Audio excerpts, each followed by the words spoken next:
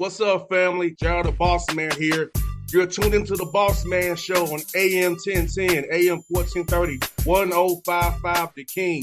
Check The King out at 105theking.com and the Bossman Show at bossmanshow.com. Hit me up on Instagram, The Bossman Show, Twitter at Bossman Show, and Facebook, Bossman Show. It's the Bossman on your radio. Listen to the Bossman Show with your host, JR, Saturdays at 9 a.m. right here on AM 1010, The King. What's up, good people? BetOnline is your number one source for all your betting needs. The latest odds, lines, and matchup reports for baseball, boxing, golf, and more.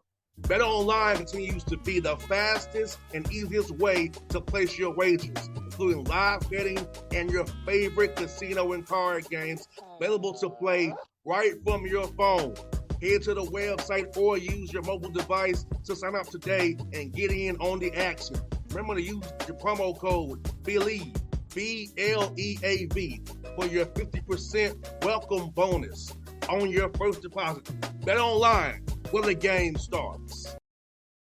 BS3 Network, changing the way you watch TV. Yes, BS3 Network, changing the way you watch TV, covering content and hot topics from A to Z, sports, music, society and culture, movie reviews, you name it, we have it. Check it out on bs3network.com or check us out on Roku, BS3 TV on Roku, as well as check out your favorite podcast on all podcast platforms or Spreaker.com/BS3 Network. You are now tuned to BS3 Network.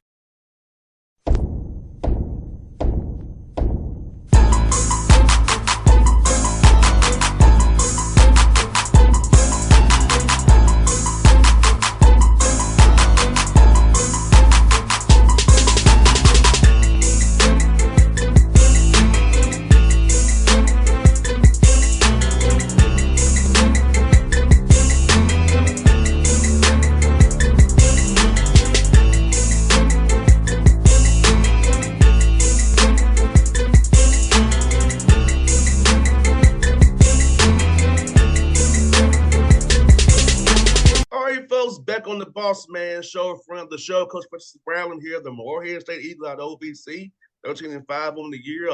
Always consistently winning, doing big things up in Morehead, Kentucky. Preston, good to talk to you, man. How are you today on this Monday, brother? Man, doing great. Appreciate you always having me on here. This is one of my favorite annual shows to be on and be a part of. You do such a great job of showcasing our program, so I appreciate being on here. Man, you're welcome. Always good to have you on, man. And like do this almost 8 years now, man. It's time flies, man, doesn't it? No question. No, it does, man. It really does. You know, when I got the job, I was very fortunate to be the youngest head coach in the country, and unfortunately, that's not a title they let you hang on to for very long. And so you fast forward to right now. This is my 7th full season as the head coach here at Morehead, and I'm the elder statesman, I guess you could say, in the league, longest coach in the league at this point. And so, things kind of come full circle here at Morehead, but been really blessed, man. It just has some great players, great staff, and some really good teams over the past few years. Go back to the non-league play, Preston. I mean, 9-4 non-league, when you're not in a Power 5 league where you can just sit at home and buy games. You have to actually go out and play and make it work and that kind of thing. So I have for you to go to non-league play, come out at 9-4, despite having to go play your guarantee games, of course, that raise money against just the big boys, but still other games winning enough for them to be 9-4 going into OVC play. Yeah, it's something that we've never been able to do. We're going to play 4 of those, power conference games each and every year for various reasons, exposure and, the opportunity to learn about our team and figure out just where we're trying to get to by the time we get to March. And, to come out 9-4 and very, very closely, I'm sure you saw, we had a chance to almost be 10-3. We go down to Indiana, lead the entire game and kind of lose it there in the last minute of the game. But, the message to our guys after those games is, especially in the beginning of the year, we were we opened at Alabama, and then our third game in the first week of the season, we played at Purdue. It was obviously phenomenal. And, we went into the beginning of the season against those teams with hope that we would play well, right? But because of our guys and how much they have progressed, they learn from those types of games, they get better. Then we went into Indiana, almost 2 months later with belief that we were going to win. But at the end of the day, we learned, and the message to my guys is, hey, we're not quite ready to beat those teams just yet. But we've got a long conference slate to get ready and to work on us and to continue to improve. And if we focus on that, then we'll get our opportunity once we get into March. And by that time, we'll be ready. And so that's kind of the message every year. And, it really hit home last year because it worked out. We didn't do so well in those Power 5 games earlier in November, December. But by the time we got to March and NIT, we got a chance to play a really good Clemson team and took care of business on the road. And so the guys buying into that philosophy and believing in it is as much to do with our success as anything else. Testament to the guys understanding the process. I tell our guys all the time, you don't want to be a finished product in November. So if you want to be a finished product come February into March when the ball counts, where it's single elimination, when it's win or go home. So peaking at that time is way better than peaking right there in November, December, and getting better every practice, every shoot around, every just individual drill when you do it to yourself. All those things matter, especially in a culture where like yours has been a winning culture. Those small details matter. And when you take those into consideration, get 1% better every day, you can win games when it's big time in March. Yeah, without question. And, keeping your focus small, it's not an easy thing to do, especially when you're having success. We always say the two hardest things to deal with are failure and success. And success offers up a lot more distractions. And those distractions give your mind and your attention a lot more choices than failure does. And so, I think that, you look at our guys right now, we're coming off a tough loss. Our first loss in league play just, the other day there at SIUE against a tough opponent on the road. And, everybody's like, man, so sorry for the loss. And, hey, we didn't deserve to win. We didn't play well. We didn't play the way that we were supposed to. But we never lose sight of that. We needed that loss. We needed that. We needed that experience because it's all a part of our process of becoming a great team. And you can't skip those steps. And do you wish it were different? Sure, but it's not. It's a part of the process. And you've got to embrace that. No doubt, Preston. And your league is from top to bottom. It's tough, top to bottom. And my man Chad doing a good job already, 5-0, Western Illinois. You got my man Ryan on Thursday. He does a great job, but his team is 10 deep, at minimum 10 deep. UT Martin. So it's no easy night in the OVC. And to be 4-1 with taking a loss to Brian Baroni and those guys who does a heck of a job. It's like, it's good to reset and kind of be able to get them in practice week, maybe even focus on things and make them, get back to the fundamentals or the little small things they may have let slip instead of winning. So now it's like easier. Coach Hard win off a loss, man. No doubt. Yeah, without question. We always focus on learning, learning after every game. And, I didn't feel like we played well last Saturday against Tennessee State, particularly in the second half here at home. But, we were fortunate enough to win that game, and we poked a lot of holes and showed a lot of mistakes on both sides of the ball that we made. I just don't know if they hit home as hard as they should have because we won the game. And so we made a lot of those same types of mistakes on Saturday against SIUE. And so obviously it's going to sting a little bit more. It's going to hit home. And, the expectation is we come in here and practice today on Monday. And, guys are going to have a heightened sense of urgency because you don't like that feeling of losing. And it's a foreign feeling to this team because, that was the first time we had lost to a like level opponent all year. But it learns, it helps the guys learn that, hey, we're human. We can be beat too. And it just really magnifies the little details, as you mentioned, that make us a great team and not make us a collection of really good players. And you get to be really focused because, UT Martin lost 2 games at home, coming on the road to play you guys here on Thursday night. So they're going to be coming out with passion as well. So the fact was staying that first punch coming out, they're going to be upset. They lost at home twice this weekend. So you guys really got to come to focus. And I think that's the thing about basketball. We love that mental match. Who wants it more? Who wants to punch first and get that first hit in there? But we're staying that punch and just settling in and play the game that you decide to play based on the game plan. Yeah, without question. And, you mentioned Tennessee Martin, I've watched them a good bit because we've already played some of the teams that they had and had a great, sense of familiarity with them. And extremely talented, top to bottom. They got size, they got shooting, they got depth, they're athletic. They're a very dangerous team. And so, we've got to make sure that we do a good job against those guys. But the other part of it, boss, is we've gotten to a point now that with our program, we're going to get everybody's best shot. We played on the road at SIUE. It was a nationally televised game on ESPNU. It was the first nationally televised college basketball game that led off a great Saturday. It was T-shirt night. They gave out T-shirts. It's going to be all that type of stuff. And so, we welcome that challenge because I don't think any of our guys came here via the recruiting process to get picked fifth in the league. They came here to compete for a championship and to get everybody's best shot. But, you can't play the scores. You can't look at the records. You can't say, well, this team lost to that team or home or away or this or that.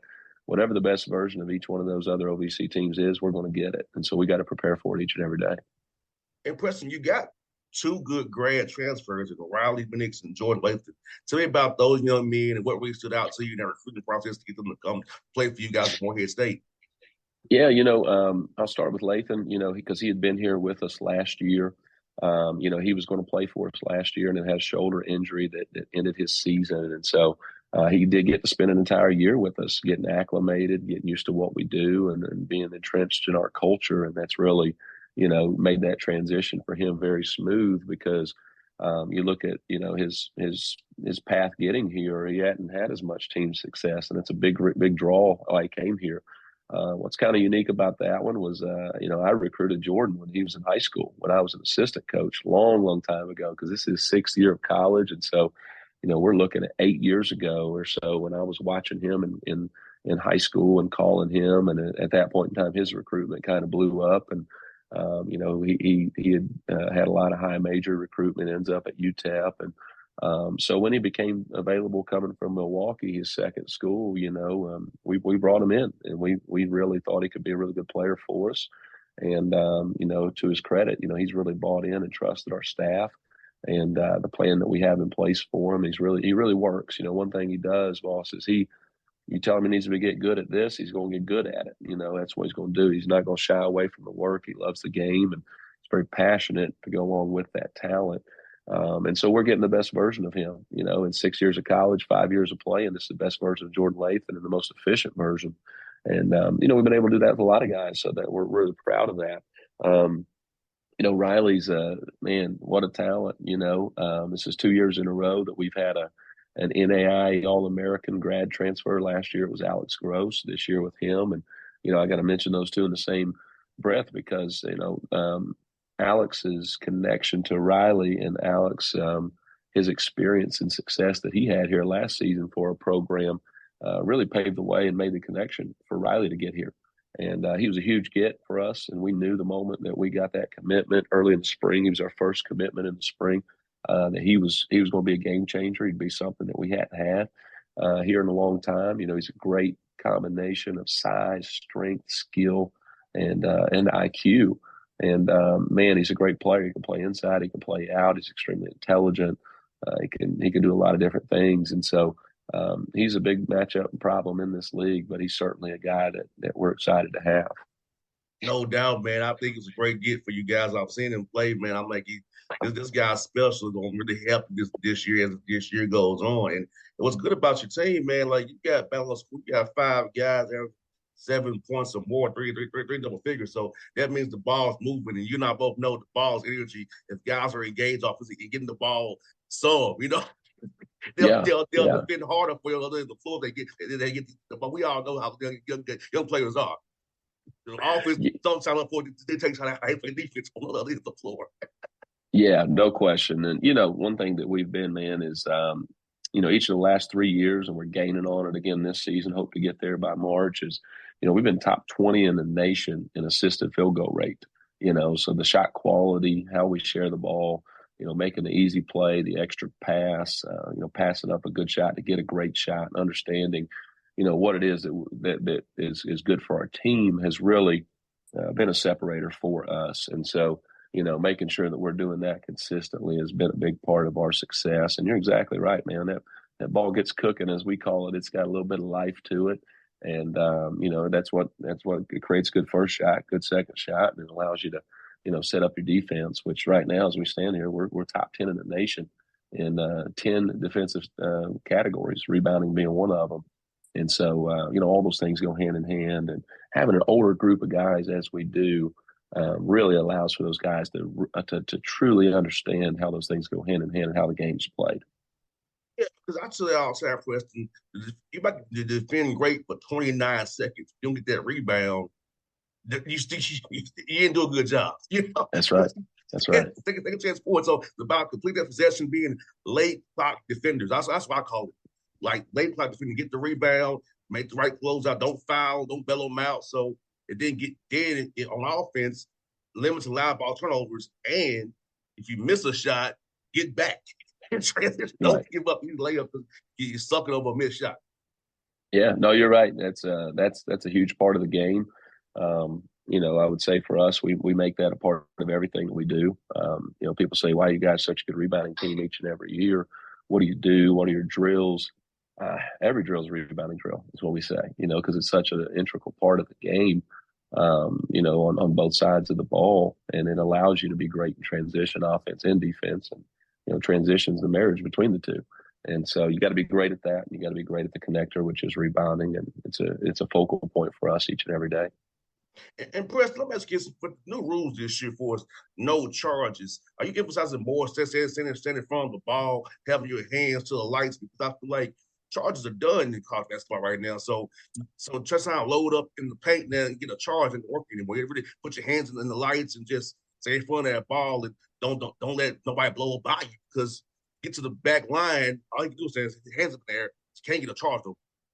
Yeah, it's been really interesting. I think the key with that a lot of people don't realize is you can still get on ball charges, right? If I'm guarding the ball and I do a great job of sliding my feet, as you said, showing my hands and beating them to a spot, and you take a hit right on the chest, absolutely. Those are still charges. Those are still ones that we're going to get from time to time. But it's that secondary defender that they've made it extremely hard to rotate over on a drive and get there in time to take a charge. And so it's not really been a big part of our defensive identity anyway, because we don't really like to overhelp. But it's made us really focus more on, vertically contesting and making sure we're leaving our feet A to A and contesting with our hands up and all those types of things. But, I think it's a good call. I think it's a good adjustment, rather. I don't know that it's fully, has been as consistent throughout this year, because it's, the block charge has been such a controversial, part of the game for so long that it's going to take a season or two of emphasizing it like they went into this year to make sure that it really tries to eliminate those late slide overs, secondary defenders who are picking up those charges. Yeah, that's also to me a player safety thing too, because you can slide over somebody late who's going vertical. That could be a knee or ankle when their career is over, or even worse than that. I've never liked that. I felt like when I would go up and the dude's undercutting me, that could be my life. Right. I'm vulnerable in there, so it's like I kind of like it as well, man, because it's player safety, man, and just don't let let's get at the game more free. You just can't just up and load up the whole game and just get a charge and get great players out of the game because you just standing there hoping to get a call. Yeah, without question, the safety part of that is certainly a great benefit of it. And the other thing too is if you're a primary defender and you can't stay in front of your man, and you need a secondary defender to rotate over, you shouldn't get rewarded with a turnover and a foul defensively. You should be, there should be consequences to not being a great primary defender, and that should be a foul on the defense. And so, we agree with that. And Preston, also, I can say about rebounding, man. It's my dad always told me as a young man, he's coached me. Rebounding is a want-to thing. He always tells all of us it's a want-to thing. He was like, hey, 2 of y'all crash, 3 of y'all get back. So that's how my dad there transitioning, rebounding. Like, that's how I get the ball, man. The ball is our energy to get us score more points. So I feel like if more young men do what your team does, and it's no, rebounding is a want-to thing. It's an effort thing. Hustling. Yeah, it's a mentality. Hustle things. Yeah, I absolutely agree. I think it's a want-to thing. It's not as much technique as it is mentality. We could teach you to have a great rebounding technique, but if you don't have the mentality to apply it, it's not going to work. Yeah, no doubt. Like I said, for me, I told you before, I wasn't the best player in the world. I'm better at football, but I knew if I could defend, shoot threes, hustle, rebound, I'd be on the floor. That's what kept me on the floor. So Without question. Yeah. So I would tell you, young men, look at me. I was a better basketball was my second sport, but I found a way to be on the court because I did some things that impacts winning, the intangibles. I didn't have the best handle in the world. I can't cross like it, but I can get the job done, and do what I do for our team to win. I feel like when more young men look at this example, they can help them play as well, not get so caught up in numbers. But if you can impact the game and hit that winning, that should be more important. Yeah, without question. I think it comes down to what you're saying right there is a great example of not doing things you can't do. Right? We've all got limitations as to what we can do. We've got things we want to be able to do, but if you're not great at them, you don't need to expose yourself or hurt your team by trying to do them. And so, I think one thing that we've been able to do is define roles and put guys in certain boxes here.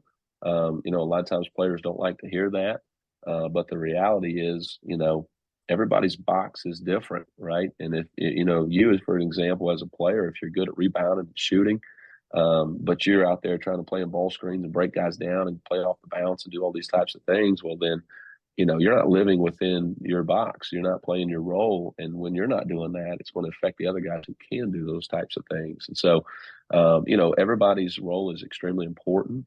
And it's important that you execute that because, the game of basketball is connecting all those pieces together. And when one guy wants to, get outside of what he's good at and try to do what other guys need to be doing, that's when you don't have a very successful team. And so I think that's a big part of today's age with, having so many new players via the transfer portal and all that kind of stuff is, identifying, okay, what is this team good at? And what is this player good at? And how does that complement with this guy? And then figuring out, how can we get them to buy into doing that, and understand that, hey, listen, I'm not hating on you here. Like, I know you can make this shot, this particular shot. It's just so happened that for our team, there's a better shot available in this possession. And there's going to be a time where we need you to take that. This wasn't it. And, finding ways to do that. That's right now, that's the biggest part of coaching. Especially in this era where guys are, coming in wanting to play second and third schools or wanting to have aspirations. But, hey, sometimes you sell in your role, you sell in that role very well. You still get played over in Europe or in Asia or wherever you want to G League. Because if you find a specialist like Ben Wallace did, he was a rebounding defender. That man made millions, rebounding and defending with hustling and heart. So there are examples of guys who just do the small things that they're good at, it was both what we're saying, and make a lot of money professionally. Well, there's a lot of guys, honestly, there's more of that now in the NBA than there ever has been. It all comes down to your efficiency, right? And then obviously analytics are a big part of the game. There's probably room on every NBA team for 1, 2, or 3 guys that are just dynamic enough to break plays off and to go take and make tough shots. But there's not room for 4. There's not room for 5 of those guys. You look at your Hawks team that you cover, and I don't know their roster great, but I know that Trae Young, the box that he's allowed to live in, is significantly different than the rest of the guys on that team. And if the rest of the guys on the team want to, have the same box that he does, your team's not going to be very good. And so, getting players to really understand that you can create a ton of value for yourself first by winning. That's the number one thing. It's the number one thing that anybody who's at that next level, whether it be in the NBA, the G League, overseas, whatever it is, the number one stat they're looking for is guys that win. And then they're looking at the efficiency that you do it with. There might be a guy that's out there averaging 20 points a game playing for a losing program, and he doesn't have a very efficient all-around game. He's not helping himself. That guy's not getting an opportunity. But you take a guy who's won, a guy that's won efficiently, and he's impacted the game in multiple ways. Those guys get an opportunity. They get a chance. No doubt, man. Well, Preston, I'll tell you what, but it's good to see you, man. Look forward to seeing you late point as always, man. Getting you some good players, man. We hope to see you in Evansville as well. Host that title one more time, my friend. Talk to you right before the big dance again. We always do like our tradition, man. Hey man, I hope we can keep that thing going. You know, we're going to focus, like you said in the beginning of the interview, stay right here, right now, coaching these guys and really enjoying this team, boss. This is a fun team to coach, man. They're a great group of young men, and you know, they're fun to come in and challenge and see them get better each and every day. And you know, I'm really excited to see where we're going to be in the next 6-7 weeks as we get into March. Same here, buddy. It was all good chat with you, my brother. All right, thanks so much, boss. All right. BS3 Network, changing the way you watch TV. Yes, BS3 Network, changing the way you watch TV, covering content and hot topics from A to Z, sports, music, society and culture, movie reviews, you name it, we have it. Check it out on bs3network.com or check us out on Roku, BS3 TV on Roku, as well as check out your favorite podcasts on all podcast platforms or Spreaker.com/BS3 Network. You are now tuned to BS3 Network. What's up, good people? Bet Online is your number one source for all your betting needs. The latest odds, lines, and matchup reports for baseball, boxing, golf, and more. Bet Online continues to be the fastest and easiest way to place your wagers, including live betting and your favorite casino and card games available to play right from your phone. Head to the website or use your mobile device to sign up today and get in on the action. Remember to use your promo code BELIEVE, BLEAV, for your 50% welcome bonus on your first deposit. Bet Online, where the game starts. What's up, family? Jared the Bossman here. You're tuned into the Bossman Show on AM 1010, AM 1430, 1055 The King. Check The King out at 105theking.com and the Bossman Show at bossmanshow.com. Hit me up on Instagram, The Bossman Show, Twitter at Bossman Show, and Facebook, Bossman Show. It's the Bossman on your radio. Listen to the Bossman Show with your host, JR, Saturdays at 9 a.m. right here on AM 1010, The King.